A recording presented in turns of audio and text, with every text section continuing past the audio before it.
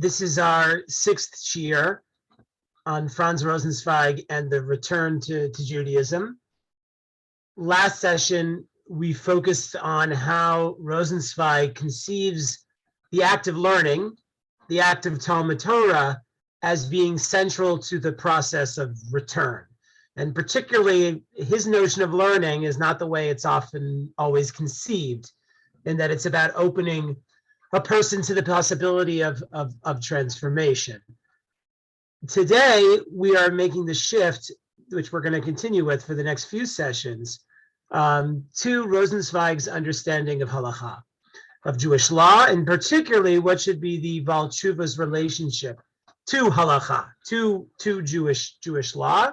And as I put here in the title, the Baal Tshuva's relationship to Halakha is not Orthodox.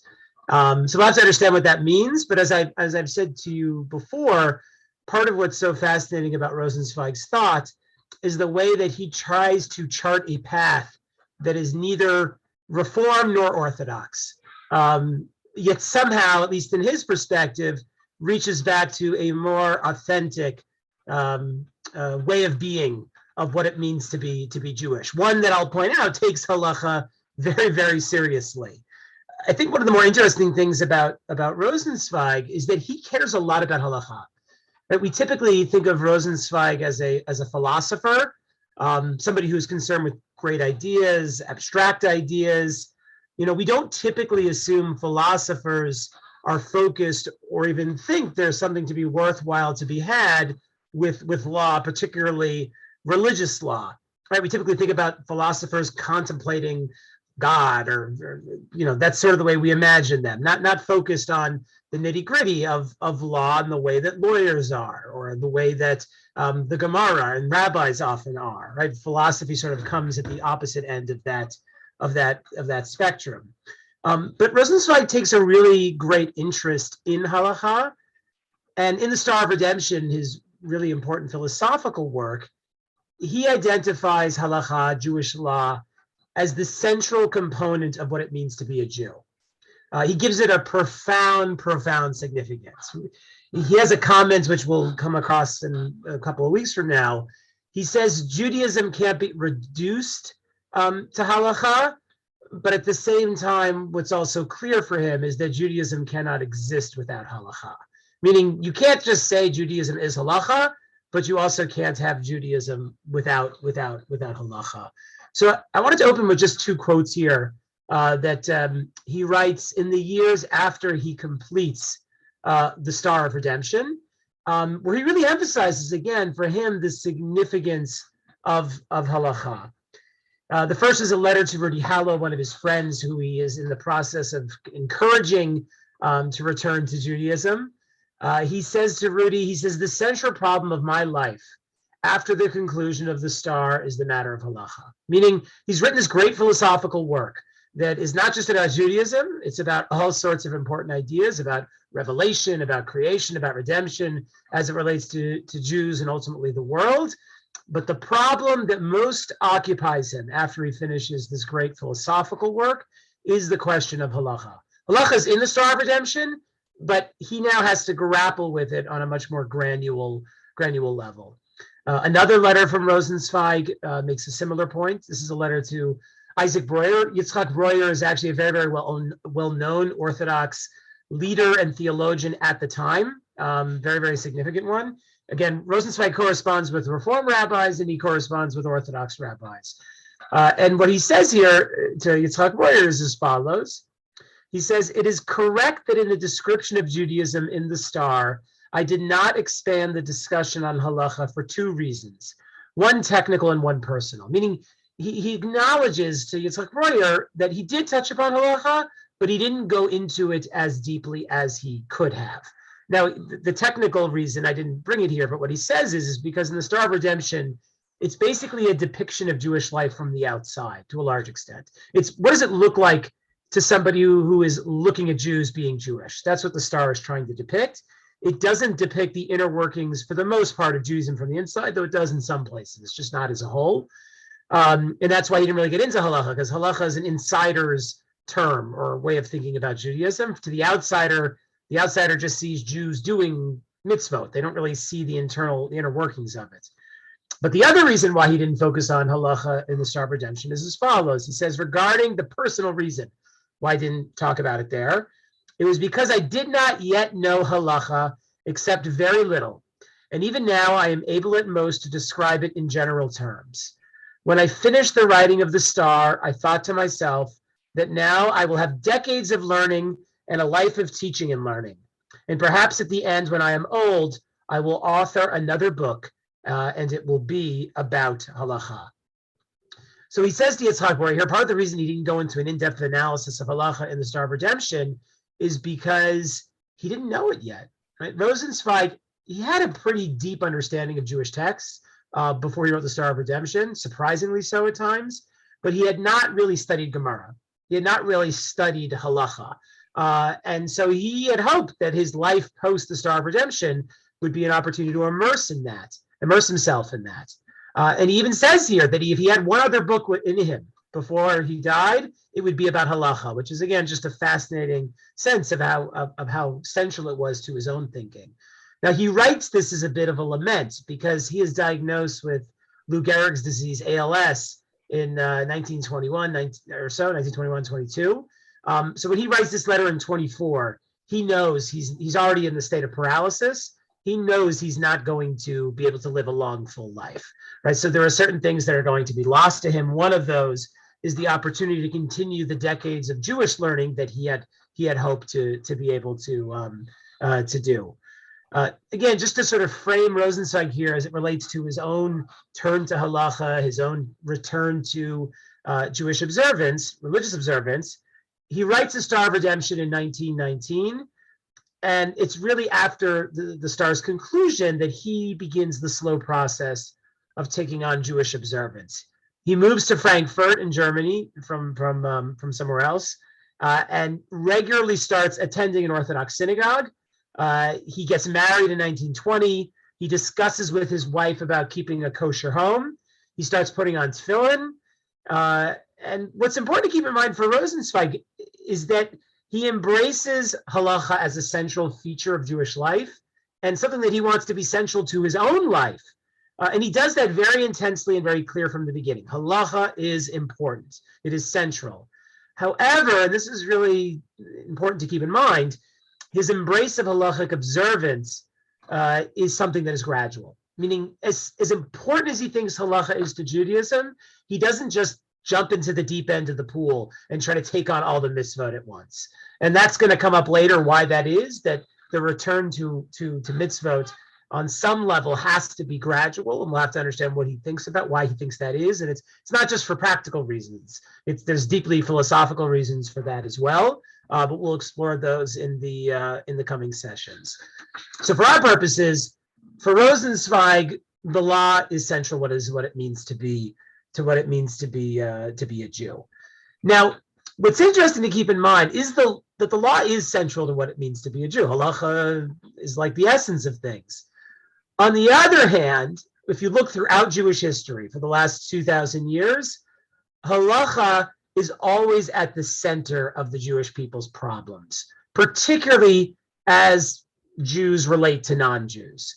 And when you look throughout Jewish history, there is, I would say, controversy after controversy, criticism after criticism directed at the Jews by the rest of the world about halakha, right? This strange religious law that Jews keep. And even internally, right? Most Jewish debates internally are, as we know, not about Jewish belief, they're about Jewish practice. So law is always the central animating concern of the Jewish people, and it's always the problem of the Jewish people.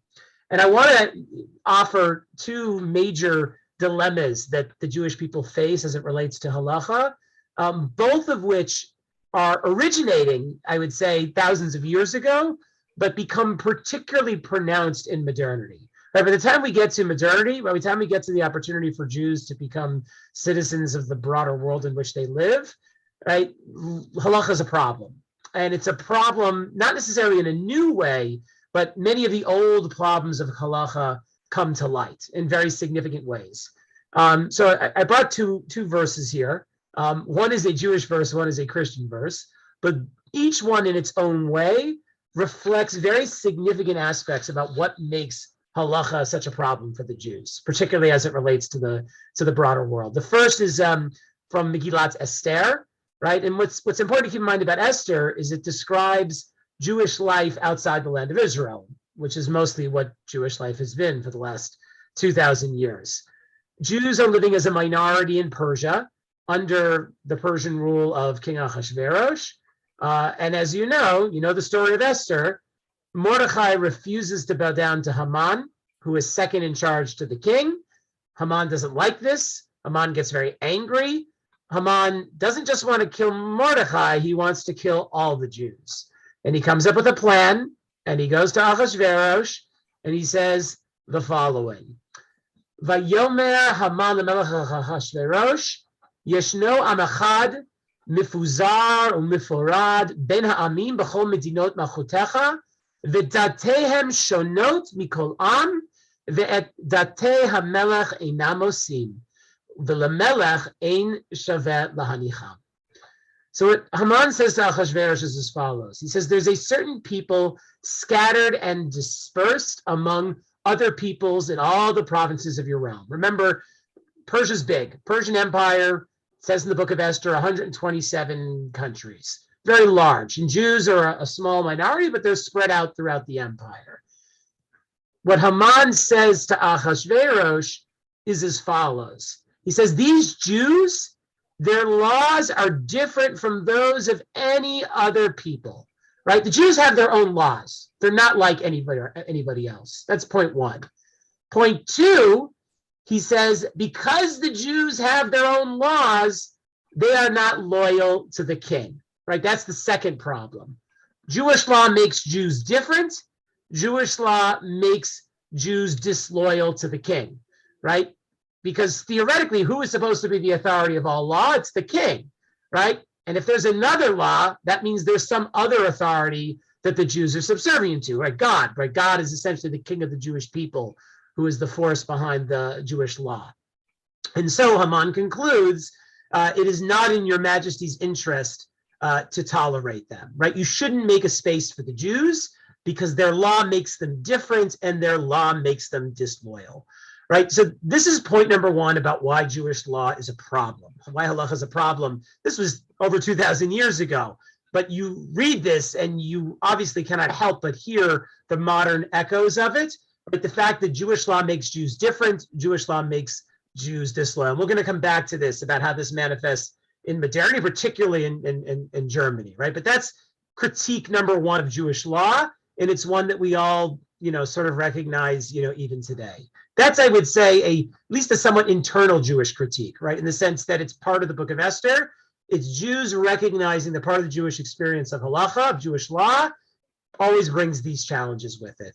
The challenge of being marked as different, the challenge of being marked as disloyal, your own people separate from everybody else. That's critique number one. Critique number two is an external critique.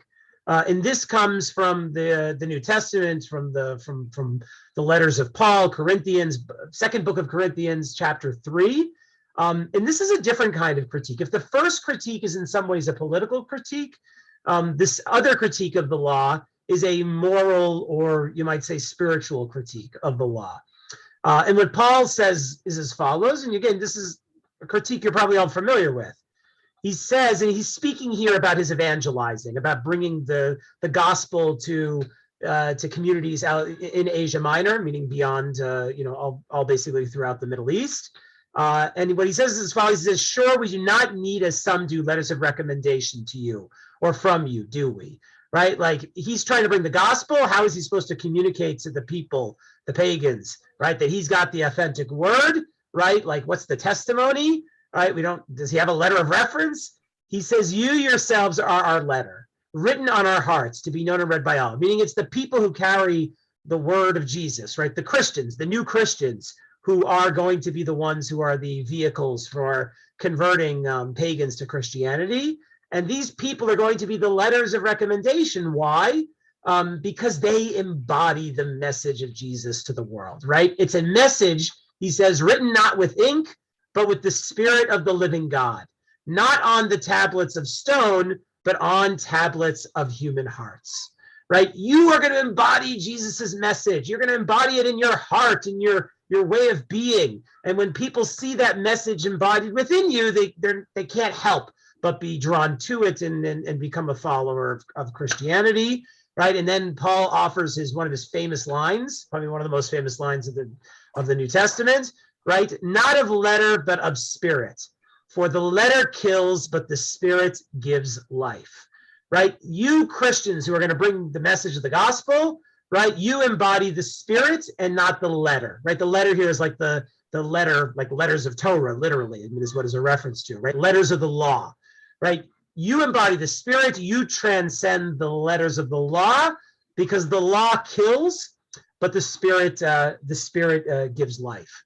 Right, so the critique that Paul is offering here is that the law, Jewish law, is a moral and spiritual obstacle. Right, he's really presenting it in a negative light. There are many places he critiques Jewish law, but this one I think is a significant one because he's emphasizing how it gets in the way of morality and spirituality. And again, we sort of understand this critique. It's pretty intuitive to us, right? Law is often very cumbersome. Right, it focuses on the details. And when you're immersed in law, particularly Jewish law, you can start asking yourself, why do we need all these rules? Right? If the whole point is that these laws are supposed to achieve certain things, then why can't we just focus on the meaning of the law, the intention of the law, the spirit of the law? Why do we got to focus on all these details? Right? If there's like 100 halachot about how to be a good person in your interactions with others, doesn't that get in the way of being a good person? Like, isn't there a simpler and more effective way to being a good person? Maybe you should just try to love them. Forget all the miztvot that are benetam l'chaviro. Just love your neighbor, right? That's certainly got to be a more effective strategy. Because as we know, law can cause you to fixate on things that are maybe not that important, and you can sort of miss the whole point of what the law is about. And even on a more fundamental level, you know, if someone was to ask you, is it better to keep Shabbat or to be a good person, right? Like most of us, I think, would say, well, it's better to be a good person, right? Like if you were to ask me, do I want my kids to be Shomer Shabbos or do I want them to be good people and I have to choose, I'm going to choose that should be good people, even if it means they're not going to be Shomer Shabbos. Right? And on a certain level, if I think that, I'm kind of agreeing with Paul's critique here. Because what I'm saying is that there's kind of a point to this that isn't just the law, right? There's a greater spiritual or moral meaning to it. And if the law is going to get into the way of that, that's a problem. And another dimension I'll just add here too, and it's part of the critique, is that the law is often an obstacle for freedom. And if it's through the free expression of who we are that we truly act in a meaningful manner, then the law really just, you could say turns us into conformists or turns us into robots, right? How can we really be what God wants if we're just doing what everybody else is doing, just doing what the books tell us to do, right? That's the dilemma that Paul is placing here. So what's fascinating about both these critiques, the critique of Haman and the critique of Paul, even though they come from thousands of years ago, is that it's these very critiques that Jews encountered in full force in modernity, when the process, the process of emancipation presented itself to the Jewish people. We're going to look at some selections from a long and very important essay from Rosenzweig. But before we do that, just as a way of entering into the essay, I want us to look at a teaching of Rosenzweig that we actually looked at, I think, a couple of weeks ago, because it's a good way to frame how Rosenzweig thinks about halakha. And why he thinks about it in a way, I think that's both traditional and novel at the same time. And again, Rosenzweig's understanding of Jewish law, miztvot, is very much tied up with his understanding of tradition in general. So I want to turn to this letter that he writes to his mother in 1918. It's one we looked at before, but he offers a fascinating metaphor for thinking about tradition, and what he uses it for is to differentiate between Jewish life in Eastern Europe and Jewish life in Germany, right? German Jews are emancipated and they're to a certain extent assimilated. Eastern European Jews are the shtetl Jews. They're the frum Jews, the traditional Jews. And the way of life of these two different communities is obviously very, very different from each other. And especially when you look at their relationship to the Jewish tradition. Right? The German Jew has a relationship to the tradition which is distanced. Right? It's not natural for them. They don't really understand it. It's not organic. Whereas for their Eastern European Jew, right, Jewish life is something natural. It's what you do because you're a Jew. It's just the way things are done. You don't question it. It's just kind of the flow that you're in. To capture the difference between the German Jew and the Eastern European Jew and their relationship to tradition, Rosenzweig uses the examples of Queen Victoria of England and her granddaughter, Queen Eugenia of Spain.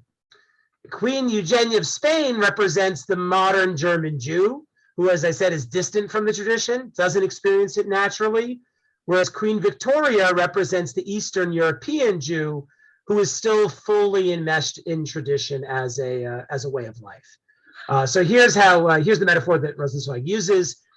He says, Queen Eugenia of Spain visited Queen Victoria. She goes to visit her grandmother. The two went to the theater for a show and entered into the royal box. They're at the theater, maybe the opera, right? There's a special box just for the royalty. And of course, the way the box works is that it sort of overlooks all the seats down below. And presumably, if there's any of the royals who are in the box, everybody's down below is gonna look up at them and see them and acknowledge them. So she goes to the theater. They go to enter the royal box. They approach the railing of the royal box, bowed to the audience. And afterwards, they sat down. Victoria, Queen Victoria, the elder, sat down without looking behind her. She just sits because she knows there's going to be a servant there to place the chair underneath her. Eugenia, however, sat only after she was convinced by a quick glance that the chair which she was about to sit on was indeed in its place. Eugenia, she's not just going to wave and bow and then just sit right down without looking. She's going to do what most of us would do, right? She's going to sort of take a look and make sure the chair is there before she sits. So how does this metaphor relate to German Jews and Eastern European Jews? Underneath the back of the Eastern European Jew stands the chair of tradition. And he sits on it without looking backwards. He doesn't have to look at it to know it's there. He doesn't even ask himself if it's there. He just sits. That's what they do. He is more innocent in his spirituality than the spiritually lacking Western Jew who lives life as a tennis game. Meaning a tennis game is something that you play, a couple times a week. It has rules. You know when you're in the game, you know when you're out of the game, right? The German Jew, right? It's a game. It's something that has a certain artificiality to it, right? You know when you're in it, you know when you're out of it. The Western Jew always looks backwards, always looks to see if the chair is there. If indeed there is a chair before he will have the audacity to sit down. So again, just to reiterate, to live a life fully within tradition is to live in a world where Judaism is taken for granted. It's just there. It's like the air you breathe. It's like the water if you're like a fish. And you'll see these metaphors are going to return again from Rosenzweig. One doesn't have to have reasons for why one lives one's life as a Jew. Rather, one lives a Jewish life simply because one is a Jew. One lacks a sense of reflexivity, the need to look at your actions all the time and reflect on them and try to justify them. Instead, Jewish life, Jewish practice is like one's mother tongue. You learn it from your parents and your community. You absorb it naturally, organically, and it becomes your way of life, right? We learn language not consciously. It happens to us as we're children. We're in the home, we hear the words, we absorb it, and that language becomes the way we experience the world. Same thing is true with the Jewish tradition. Jewish life has a certain integrity and innocence to it, as Rosenzweig said. You know what the expectations are, you know what the boundaries are, you know what your life is going to look like, and you know it's going to look quite similar to the life of your parents and your grandparents. Right? The German Jew, however, lives Jewishness very differently. Through the process of emancipation and entering the modern world, the German Jew experiences a break with the Jewish tradition. It's no longer a self-evident way of life. Suddenly, one is confronted by options and choices never experienced before. And with the option not to be Jewish comes the need to reflect on why one should even be Jewish in the first place, especially when it would often be so much easier to not be Jewish. What suddenly happens is that Jewish life in all its forms requires justification. It requires rationalization and legitimation. Like, why am I doing this? Why am I doing this practice? Why am I keeping kosher? Why am I going to shul? Why does davening prayer have to look like this? Right? Everything becomes a question to be answered. It's not sufficient just to do something because it's always been done that way. There has to be reasons, reasons that can be explained and make sense to oneself and perhaps even to non-Jews as well, right? With modernity, Jews want Judaism to make sense not just to us, but to make sense to non-Jews too. It has to be explicable to them. Otherwise, what's the point? Once this break with tradition occurs, there's really two paths that emerge, especially very prominently in Germany, but really throughout the European Jewish world, right? You have the path of reform and the path of what's called neo-Orthodoxy in Germany, but what we would call modern Orthodoxy, right? Those are the two paths that basically exist in Germany. Reform eventually comes to the conclusion that Jewish law is no longer binding, certainly not in its totality, right? Even the traditionalists within Reform still end up doing away with large portions of Jewish law. And there are Reform leaders who basically say Jewish law is simply not relevant to us anymore as modern Jews. Whereas, I'm talking Reform in 19th century Germany, whereas neo-Orthodoxy takes a different approach. And today we're really going to focus on neo-Orthodoxy or modern Orthodoxy and why Rosenzweig has a problem with the Orthodox approach to Halakha.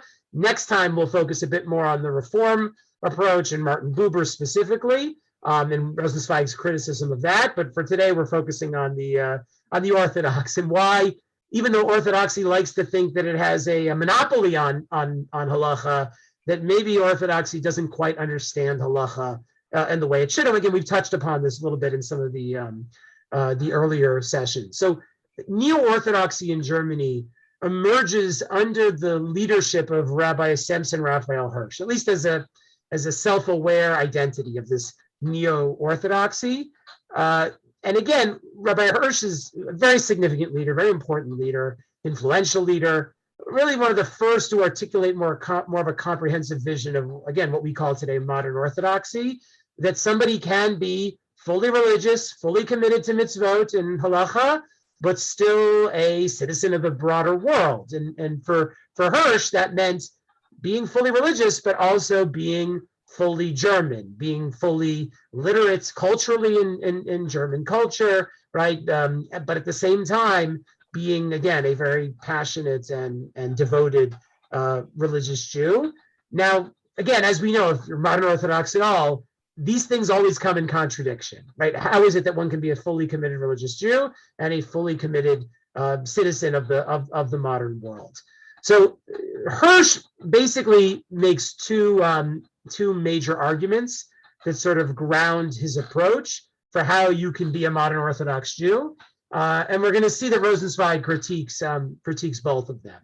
If anything, he critiques Hirsch for not being frum enough, you might say, which I think is always interesting. He critiques the Orthodox for being too frum and not frum enough, and I think that's very significant. So the first pillar of Hirsch's platform of neo-Orthodoxy, of again modern Orthodoxy, is to emphasize the centrality of mitzvot, centrality of Torah. We keep Torah because God commanded us.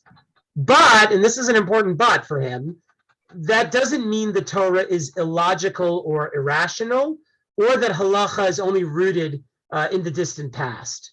Rather, what Hirsch commits himself to is trying to show that the hidden light of Torah must be revealed to all those who can't see it, and to show them that Torah makes sense, right? The Torah has a message, right? The Torah has a message that makes sense in the modern world.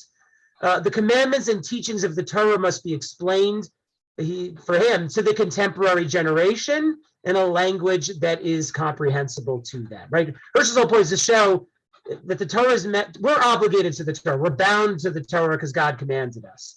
But more importantly, right, the Torah's message is as relevant today as it was thousands of years ago. And what Hirsch endeavors to show is that when you look closely at the Torah, and you look at all the mitzvot, what you see is that the Torah reflects many of the humanistic values of his time, right? For Hirsch, right, I mean, a lot of his efforts it's apologetics, but a lot of his efforts is to show that the Torah meshes and is resonant with the best of German culture. And I'll give you just one example of how he tries to show how every mitzvah is part of this broader picture, this broader tapestry that has a humanistic message to it. So as you know, right, one of the 613 mitzvot is tzitzit. Right? In fact, tzitzit are supposed to remind you of all the 613 mitzvot, right? Wear them all the time. What Hirsch points out is that humanity, people in general, wear clothes as a result of the first sin. Right? When you look in the Torah, Adam and Chava were naked in Gan Eden. They ate from the tree of knowledge. They became aware of their nakedness and they started wearing clothes. And that applies to everybody, right? Humanity started to wear clothes because of that first sin in Gan Eden. Thus, clothing appropriately remind us to keep God's word, right? We wear clothes, and every time we wear clothes, that's a reminder of the original sin, right? So by wearing clothes, it's a reminder that we gotta follow God. We gotta listen to what God says. The fringes of the tzitzit unite the white of universalism with the blue of Jewish particularism. So when you look at your tzitzit, right, traditionally we don't put tchelet in our tzitzit today, but the Torah says most of the strands are white, but one strand is supposed to be blue. What does that mean? And for Hirsch, it's always about the symbolism, right? The white strands are humanity, but the blue strand is the Jewish people, right? And we see how the tzitzit actually embodies both the universal and the particular together, right? Each fringe has a knotted section and a part that hangs loose to symbolize that the Torah restrains humanity, but also allows for human freedom to flourish, right? So even in this mitzvah of tzitzit, right, you see all these very humanistic and universal and particularistic messages all bound together as one, right? That's the vision of neo-Orthodoxy. All those pieces can kind of be held together, and specifically that when we look at the mitzvot, we see that. So that's Hirsch's point, first point, right? Torah makes sense. There's a vision to it. It's a vision that makes that makes sense to us, but that it matches and reflects the values of the time that we're in. So if we go back to Rosenzweig's metaphor, Hirsch is trying to make a good chair for Jews to sit in, right? If the Jews not sure why they should keep Torah, why they should keep mitzvot, Hirsch is presenting to them a nice, good, clear, rational reason as to what's going on here. He gives them a nice chair so that when they're thinking about whether they should be Jewish or not, there's a chair for them to sit down in. It makes sense. Now, I'll point out, Hirsch really goes out of his way to claim that he does not offer reasons for the mitzvot so that people should like those reasons and then start keeping mitzvot. He repeats again and again, no, we're doing it because God commanded us. We're doing it because God commanded us. Don't think this is just a defensive mitzvot. But it's very clear that it is a defensive mitzvot. By trying to present a picture of what mitzvot can mean in that time, it's clear that he is trying to convince young German Jews of the younger generation that this is like a reasonable thing to do, right? This is like a way to be Jewish. It makes sense. You can be Jewish and German, and it all holds together. That's point one of his platform. Now, the second point of his platform is that Hirsch compartmentalizes between the parts of our lives that are Jewish, the parts of our lives that are, I shouldn't say Jewish, the parts of our lives that are defined by halakha, and the parts that are not. As we know, much of a Jew's day is determined by halakha, right? Halakha tells you got to daven 3 times. Halakha tells you what you can eat and what you can't eat. Halakha tells you got to make brachot. Halakha tells you on Shabbat you can't work, right? Halakha defines a lot about what it means to be a Jewish.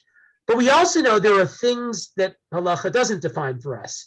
And it's not like halakha necessarily tells us exactly what to do every minute of the day. Maybe it tells us what to do a few hours of the day, but there's still other time in there. And those areas of life, which aren't defined by halakha or totally defined by halakha, become open to Jews as the space in which Jews can engage with the broader culture. So what Hirsch is trying to do here is going to say, okay, there's a sphere of your life that's defined by halakha, but everything that's not within the sphere of halakha, that's where you can be a good German, right? So it's okay. You can go, you can go to the theater. You can go read German books. You can get a German education. Right? Halakha, at least his interpretation of halakha will be those things are permitted. You don't have to worry about them, and halakha isn't telling you not to do it, so you can go do them, right? So he divides the world between what halakha demands of you and the space that halakha isn't making demands of you. That's where you can go be German. I'll point out there's a classic expression, and this goes back to the emancipation of the Jews in France, right? Where this idea that a Jew can be a Jew at home, but it has to be like a Frenchman on the street or a German on the street. Hirsch isn't saying that. He's not saying you should be a Jew at home and be a German on the street.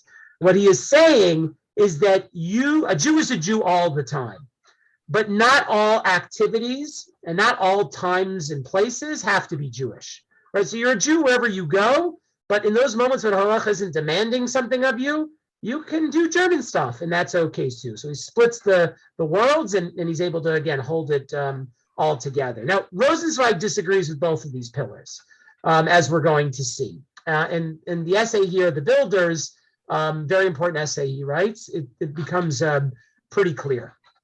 So he says as follows, Rosenzweig says, just as the formulas into which the liberalism of the reformers wanted to crowd the Jewish spirit can be traced back to a long time of antecedents, so too can one trace back the reasons that Hirsch gave to his Yisrael mensch for keeping the law. Meaning he's sort of noting there's a parallelism here between reform and how they kind of wanted to reduce the law to very specific principles or get rid of parts of the law, and Hirsch. Because again, just like the liberals wanted to sort of reduce halakha to principles, Hirsch is also doing that in his own way. He's not getting rid of sections of law, but he is trying to sort of get at the reasons of the mitzvot. But no one before Hirsch and his followers ever seriously attempted to construct Jewish life on the narrow base of these reasons. Right? Nobody ever thought the only reason to be Jewish was if you can come up with reasons for all the mitzvot. Right? And the fact that Hirsch does this, Rosenzweig is saying, is like sort of maybe not so Jewish in a way. For did any Jew prior to this really think, without having the question put to him, that he was keeping the law and the law him only because God imposed it upon Israel at Sinai? Actually faced by the question, he might have thought of such an answer. And the philosophers to whom the question has been put, because they were supposedly professional thinkers, have always been fond of giving this very reply. From Mendelssohn on, our entire people has subjected itself to the torture of this embarrassing questioning. The Jewishness of every individual has squirmed on the needle of a why, right? And this is really the problem of modernity for Rosenzweig. Once Judaism is no longer self-evident, the only way we can understand how to be Jewish is by asking the question, why? Why be Jewish? Why should I keep kosher? Why should I go to shul, right? That's the question that suddenly gets raised, and everybody is now trapped to answer it, whether you're liberal or whether you're Orthodox. And Rosenzweig thinks that's a problem, because if you have to conceive of Judaism in terms of why, you've already kind of missed the point, right? Judaism is not a religion of why do we do this. If you have to ask that question, you're already removed from Judaism, for Rosenzweig at least. And just to highlight here, he mentions Mendelssohn, I think this is important. Mendelssohn lives at the end of the 18th century. He lives at the time in which Germany is starting to contemplate the emancipation of the Jews. Right? What would it mean for Jews to become Germans? Right around the same time, both in Germany and France. Those are the two places where emancipation began. And there's a problem that the Germans keep running into when they think about emancipating the Jews. And that is that the Jews, for 1,000 years, have conducted themselves as a fundamentally separate community from Christians. Right? Jews were their own officially mandated sub-community. They had their own courts, their own policemen, their own leadership, their own taxes. Right, they were granted that level of autonomy within the larger Christian, the Christian kingdom. So here's the problem. How can you emancipate the Jews and make them citizens if they're still fundamentally loyal to Jewish law? If Jewish law defines them as a separate political community, right? What you're seeing here is the concern echoed earlier I mentioned of Haman, right? Haman notes law makes the Jews different. And how can you free them and make them citizens if they're still loyal to the law? And this is the question that's put forth in the late 18th century. And Mendelssohn seeks to answer it with his great philosophical work titled Jerusalem. And without getting into the specifics of his answer, because he has his own unique philosophical approach to a lot of this, what he tries to offer is a defense of Jewish law. He tries to answer the question of why. He tries to tell the Christians, why is it that Jews can keep the law while still being citizens, right? And again, some of his answers are kind of stuff we know, right? That Jewish law it's not coercive. It doesn't require Jews to have to listen to everything their rabbis do, right? Jewish law is about persuasion, right? Jews can keep the ritual law without it separating them fundamentally from Christians. Jews are loyal to the king, right? Dina de Malchuta Dina. Jews are always loyal to the local authority. He makes all these reasons as to why Jewish law isn't going to prevent Jews from becoming good German citizens. But he seeks to answer the question of why be Jewish? Why keep the law? And that's something that Rosenzweig finds bothersome, because once the question of why is asked, you're looking for the chair before you sit down, right? And that means your relationship to tradition is no longer a simple or straightforward one. And Hirsch doesn't embrace Mendelssohn's specific approach, even though Mendelssohn was Orthodox. He nevertheless finds himself engaged in the same endeavor as Mendelssohn in his great work on the Tameh mitzvot, and the reasons for the mitzvot. It's titled Chorev. And again, he offers a comprehensive analysis of the mitzvot and offers reasons for all of them. And he's very much invested with the question of why. Why keep Jewish law? Why keep Halakha? Rosenzweig doesn't think that's a question we should be asking. So why is that, right? It's kind of strange. Like, we all ask ourselves, why keep Halakha? Why do certain mitzvot?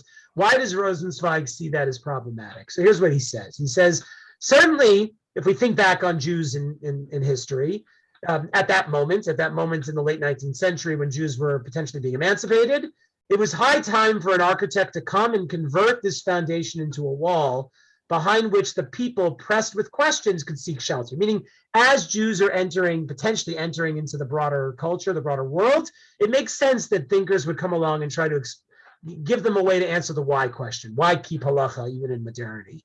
But for those living without questions, this reason for keeping the law was only one among others, and probably not the most cogent. But whatever reasons Hirsch comes up with to keep mitzvot, whatever reasons Mendelssohn came up with for justifying Jewish law, if you were to go ask from religious Jews, at that time or before, like, are these the reasons you're doing this? They would say, what are you talking about? Maybe, sort of, no, that's not why we do this. Rosenzweig continues, he says, no doubt the Torah, both written and oral, was given to Moses on Sinai. But was it not created before the creation of the world, written against a background of shining fire and letters of somber flame? It was not the world created for the sake of Torah? And did not Adam's son Seth found the first house of study, the first Beit Midrash for the teaching of Torah? And did not the patriarchs keep the law for half a millennium before Sinai? And when it was finally given on Sinai, was it not given in all the 70 languages spoken in the world? So what Rosenzweig is listing here is a whole series of midrashim, right? Again, this shows that he does have a deep Jewish literacy in a lot of ways, right? And what he's noting is that if the Avot, Abraham, Isaac, Yaakov, kept the Torah before Sinai, which is a rabbinic idea, then we don't need Sinai or the fact of Sinai to justify why to keep the Torah, right? The Torah predates Sinai, right? The Torah predates creation, right? There's something about the Torah that doesn't just live with God commanding us. Because if it's all about if we only keep the Torah because God commanded us, why the Avot keep the Torah, right? Why did Seth, Adam's son, in the rabbi's mind, study the Torah, right? This is, thousands of years before Har Sinai, right? Because there's something about our relationship to the Torah that can't be explained simply in terms of commandment or revelation, right? Those things are true, but our relationship to the Torah transcends those ideas. He goes on here and he says, right, even at Sinai, it was given in all 70 languages, right? It can't just be, God gave the Torah to the Jewish people, he commanded us, and that's the end of the story. There's something more going on here about the Jewish people's relationship to Torah. And he goes on to cite another midrash. He says, did not these 613 commandments of the Torah include everything that the scrutiny and penetration of later scholars who put to shame our teacher Moses himself discovered in the crownlets and tips of the letters? This is another famous rabbinic midrash, Agadata, right? There are little jots and tittles on Hebrew letters in the Torah, right? We know this in a Sefer Torah, right? The Talmud tells a story. Moses asks God, why are these little crowns on the Torah's letters of Torah? I don't know what they mean. And God tells Moses, don't worry, somebody's going to come along, a rabbi, and interpret meaning in these crowns of Torah, crowns on the letters of Torah. And he shows him Rabbi Akiva. Rabbi Akiva is the one who's going to do that in the future. Moses goes to Rabbi Akiva's Beit Midrash to hear Rabbi Akiva teach Torah, except Moses doesn't understand anything Rabbi Akiva is teaching, because Rabbi Akiva is essentially learning new halachot, new Torah, out of the crowns of the letters of Torah. So Rosenzweig's point here is if Torah is all about Har Sinai, and that moment of Har Sinai, then why do we listen to what Rabbi Akiva says? Because Rabbi Akiva's learning out of the Torah wasn't really there at Har Sinai. He's not literally there at Har Sinai. And he goes on, Rosenzweig here, and everything that the industrious student could ever hope to discover there in all future time, the Torah which God himself learns day after day. God learns Torah. Why is God learning Torah? Because God commands God's self to learn Torah? That doesn't make any sense, right? God learns Torah because that's what God does. It's not a why question for God. And ultimately, it can't be a why question for us as well. I'm going to keep developing this idea, so we're not done with it yet. He goes on, Rosenzweig, he says, and can we really fancy that Israel kept this law, this Torah, only because of the one fact which excluded the possibility of delusions that 600,000 heard the voice of God at Har Sinai? Do we really only keep Torah because the Jews heard God at Har Sinai? Is that it? Because again, Torah seems so much bigger than that. The fact certainly does play a part. Obviously, God gave the Torah at Har Sinai. It's foundational to Judaism in the Torah. We get that. But that's still only a part of what's going on here. But no greater part than all we have mentioned before and all that our ancestors perceived in every today of the Torah, right? To a certain extent, the Torah is revealed each day to us, right? There's another famous midrash, right? Kol yom vayom yotzei bat kol mehar chorev. Every day, a heavenly voice goes out from Har Sinai, right? Every day, there's the possibility of revelation within Torah. So it means anytime you open up the Torah, it can be like Har Sinai for you, which means that we don't necessarily need Har Sinai to feel that the Torah is revelatory for us, right? The potential is there every single day. I think we know this. A person may not believe Har Sinai really happened, but they could study Torah and find God within the Torah. So what does that mean then, right? Obviously the Torah is again bigger than this, bigger than the narrow question of why or historical, did this event happen, and if it happened, therefore I am therefore obligated in XYZ. That the souls of all generations to come stood on Sinai along with the 600,000 and heard what they heard. For a Jewish consciousness that does not question and is not questioned, all this is as important as the fact. And the fact no whit more important than other considerations. Does the fact of Sinai matter? Of course. But it's just one part of a much bigger picture about the Jewish people's relationship to Halakha and the Jewish people's relationship to Torah. Rosenzweig goes on. He said one more piece here. He says about the Jewish relationship to Torah. I think this is going to help us get a little bit closer to it for him and why it's not the Rabbi Hirsch's view.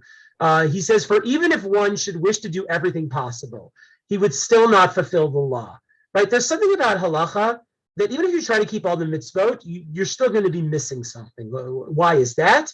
He would not fulfill it in a way by which law would become commandment, a commandment which he must fulfill simply because he cannot allow it to remain unfulfilled, right? For the neo-Orthodox Jew, they can take out their Shulchan Aruch and they can look at all the halachas and try to keep all the details as best as they can. But that person will still be missing something fundamental, which is the revelatory dimension of Torah, right? The part of Torah that just speaks to us and compels us, the part that's mitzvah, that's commandment, that demands that we keep halacha, not because it's written in a book, not because the rabbis came up with all these rules, but simply because there's a part of us that cannot allow it to remain unfulfilled, as it was once expressed in Akiva's famous parable of the fishes. So what exactly is Rabbi Akiva's famous parallel of the fishes. And this, I think, will really help us understand what is Rosenzweig's relationship to Halakha and to miztvot. It's a reference to another famous Gemara in Masechet Brachot about Rabbi Akiva. It's specifically a story of Rabbi Akiva in the wake of the failed Bar Kokhba revolt. Rabbi Akiva is one of the greatest rabbis of his day, maybe the greatest rabbi of his time. He gets behind Bar Kokhba in the revolt, right? The Bar Kokhba revolt is 125 CE. It's after the destruction of the temple. Jews try to revolt against the Romans, reestablish sovereignty, they want to build the temple again. Rabbi Akiva specifically sort of crowns Bar Kokhba as the Mashiach, the Messiah. There's all this enthusiasm, all this hope, and then the rebellion gets crushed. And Rabbi Akiva is left picking up the pieces, and it's not pretty. So again, the Gemara here, Masechet Brachot, one time after the Bar Kokhba rebellion, the evil empire of Rome decreed that Israel may not engage in the study and practice of Torah. Right after the rebellion, there was this tremendous persecution against the Jews because of their revolt. And part of what came out of these persecutions was the forbidding of Torah study. Papos ben Yehuda came and found Rabbi Akiva, who was convening assemblies in public and engaged in Torah study. So Rabbi Akiva, though, despite the decrees, he is basically saying, I'm not going to stop teaching Torah. And he's gathering people. He's not just teaching hiding in private. He's teaching publicly. And Papos says to Akiva, are you not afraid of the empire? What are you doing, Akiva, right? If you teach Torah publicly, that is an act of sedition. It's an act of rebellion. The Romans are going to come for you. Rabbi Akiva answered him, and he says, I will relate to you a parable. This is the parable of the fishes. To what can this be compared? Why is Rabbi Akiva teaching Torah, even though it's going to probably mean his death? In this case, it actually does mean his death, as we see. So he says, to what can it be compared is like a fox walking along a riverbank. When he sees fish gathering and fleeing from place to place, the fox says to the fish, from what are you fleeing? Right? It's almost like Aesop's fables, right? Fish in the water, fish are flying around in the water away from something. The fox sees them, asks, fish, where are you running away from? So the fish say to the fox, we are fleeing from the nets that people cast upon us, right? Fishermen are trying to catch the fish with their nets. The fish are fleeing. Fox says to the fish, oh, fish, do you wish to come up onto dry land and we will reside together, just as my ancestors resided with your ancestors? Right? Fox, again, they're known for being sly. And it starts saying to the fish, hey, if you're worried about the human beings in their nets, why don't you hop up out of the water onto my back and we'll live together peacefully. It'll be great. The fish says to the fox, you are the one of whom they say he is the cleverest of all animals. Fish says, fox, I know your game. You're not clever. You are a fool, though, fox. You think you're trying to get us. You're not going to get us. If we are afraid in the water, our natural habitat, which gives us life, then in the habitat that causes our deaths, all the more so, right? What he's saying to the fox is, guess what, fox? We know it's dangerous for us in the water because there's fishermen trying to catch us with their nets. But if we leave the water, if we leave our natural domain and try to hop on your back, we're going to die right away, right? Like we can't survive there. The moral, Rabbi Akiva says, is so too we Jews, right? We're the fish in the water, right? The Romans are throwing their nets trying to get us. But guess what? The water is Torah, and we're fish. We have no choice. This is our world. We couldn't stop studying and teaching Torah any more than fish could leap out of the water onto the backs of foxes. So what are we going to do? We're Jews. We're fish in water. We sit and engage in Torah study, about which is written, as it says in Devarim, for that is your life and the length of your days. We fear the empire to this extent. If we proceed to sit idle from its study and its abandonment is the habitat that causes our deaths, all the more so will we fear the empire, right? However bad you think it is for us in the water, at least we have Torah. If you ask us to leave Torah, we're dead. We're dead. We're dead right away. Now, what's fascinating about this story, and there's a lot of levels here, and again, it really plays to Rosenzweig's whole philosophy. And again, what you see is that as much as Rosenzweig is a modern philosopher, he grasps something very deep and very authentic about the Jewish tradition. So again, the metaphor here is clear. The Torah is like water for fish. But what's interesting is that in many places, the Torah is compared to water, to mayim chayim, right? Living waters. Usually when the Torah is compared to water, and this appears even elsewhere in the Torah itself, not this is the Gemara, but elsewhere in the Torah, it means water to drink, water as a source of life, right? We need Torah just like we need water to drink. It provides nourishment for us. But here in this story, the metaphor is actually much stronger because we can live without drinking water. We can even live for a few days without drinking water. But a fish can't live outside of water, even for a few minutes. We need water to drink, but we don't need to carry it around with us at all times. A fish, however, can't do anything without water. It can't move or function in any way. It's designed to live in the water. You take it out of the water, it literally it flops, right? It can't function at all. And that is the metaphor of the Jews' relationship to Torah, to Halakha, to miztvot. It's not just nourishment for us, right? It's not like Hirsch was saying that it's like good for you or it helps, build this, special way of being in the world.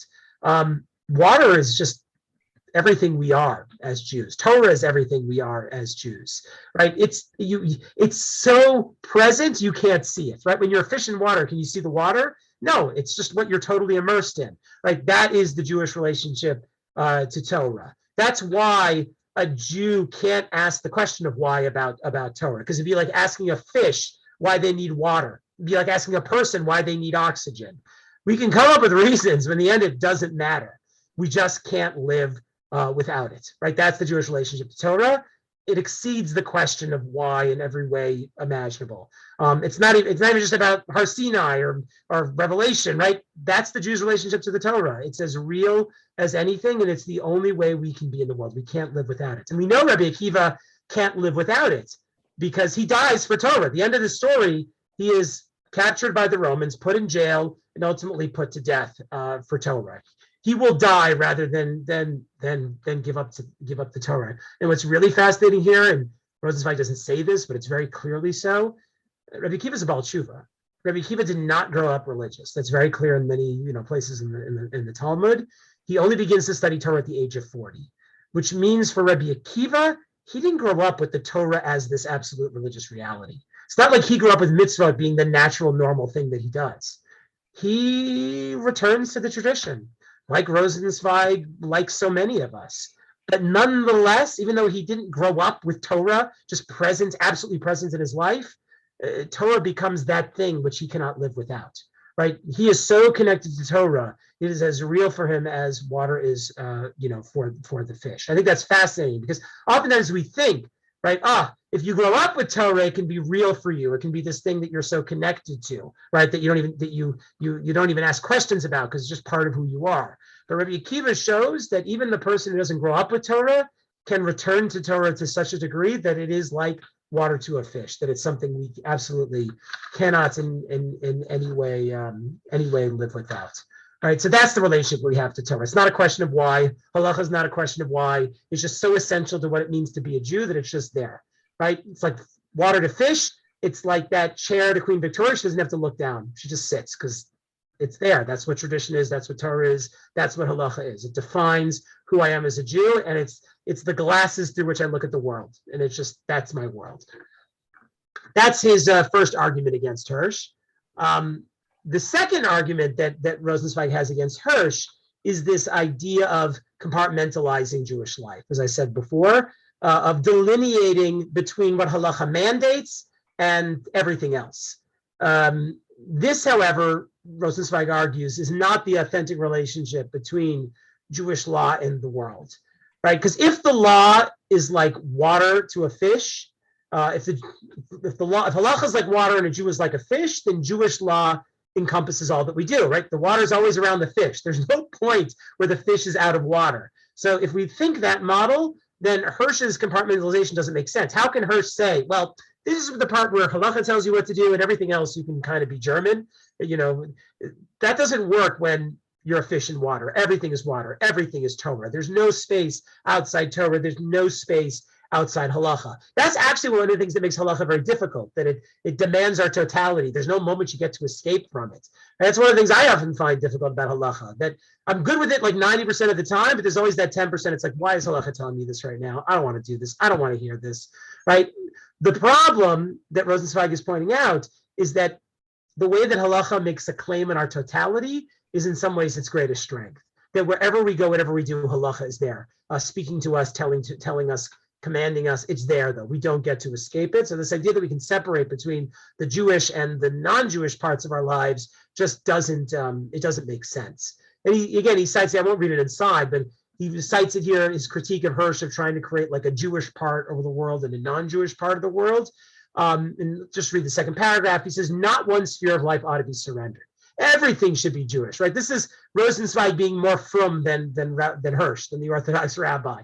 You, Hirsch, want to have your modern parts of your life and your Orthodox parts of the life.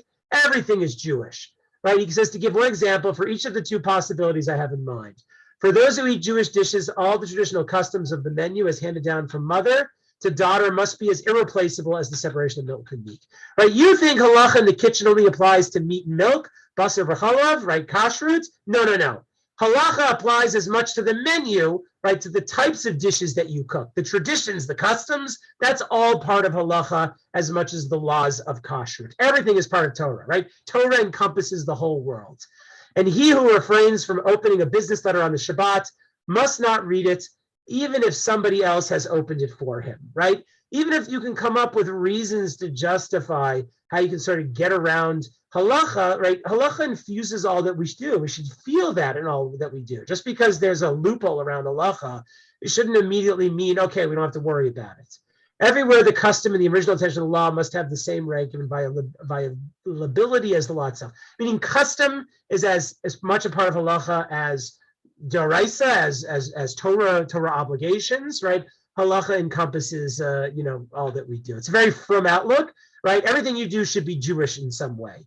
Now, you could look at that as sort of like a negative thing. Like everything has to be Jewish, right? Isn't there a space in my life for things that aren't Jewish, right?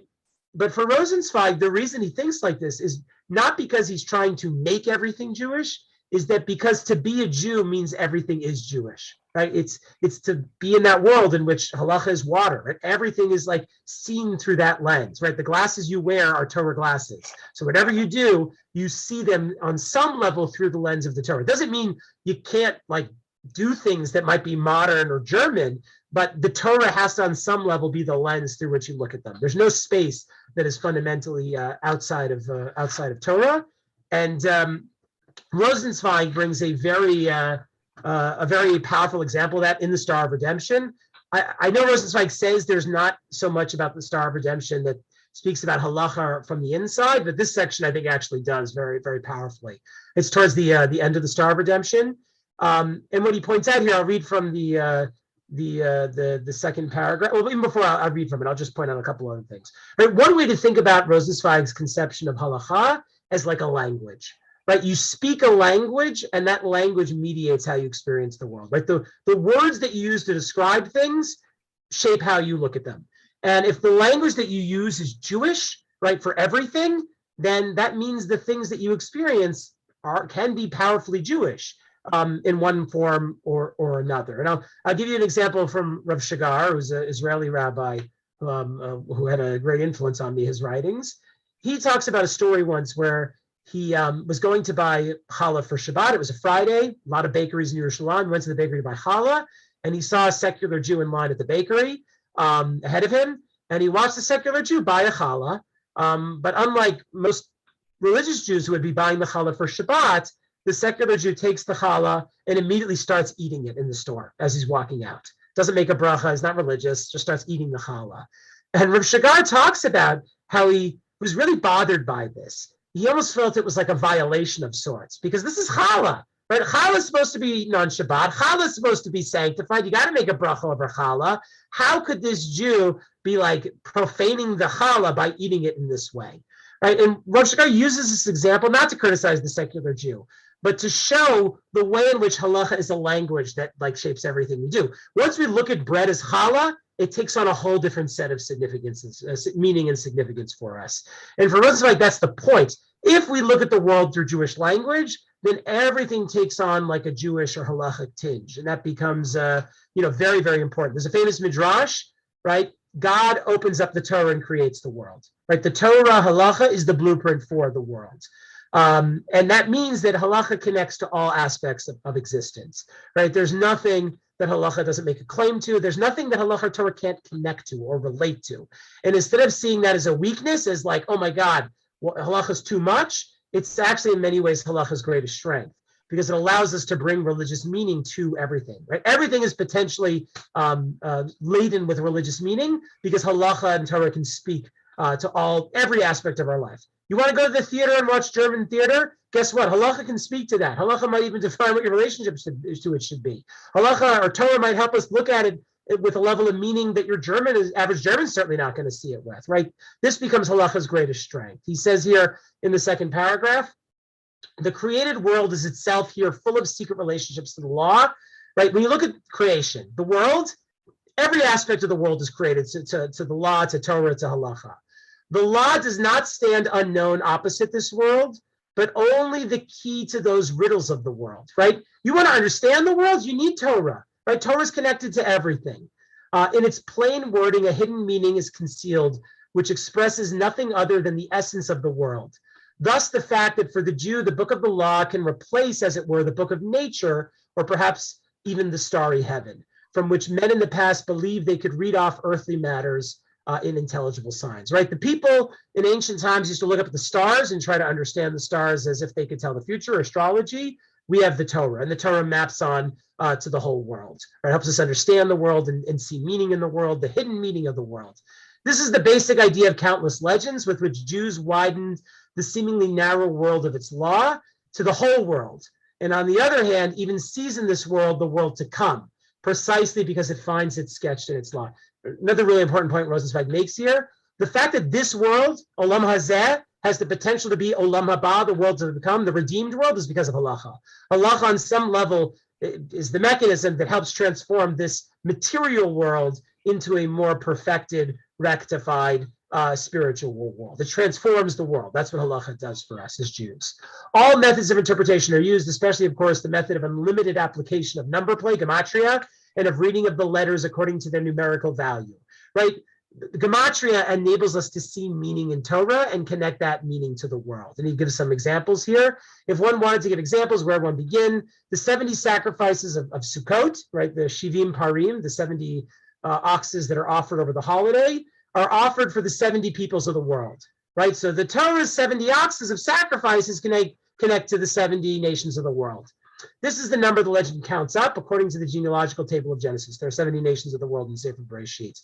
The number of bones in the human body, right, is connected with the numerical value of a passage in the book of prayers, such that the Psalms promise is fulfilled and all bones praise the Eternal One, right? There's a pasuk from Tehillim, Kol atzmotai tomarna Hashem, I think something like that, to Tehillim Hashem, right? All the bones of the body praise God, and those bones are part of the way that we count up the mitzvot, right? Everything about the world connects back to Torah. That's the point that Rosenzweig is fundamentally trying to make here.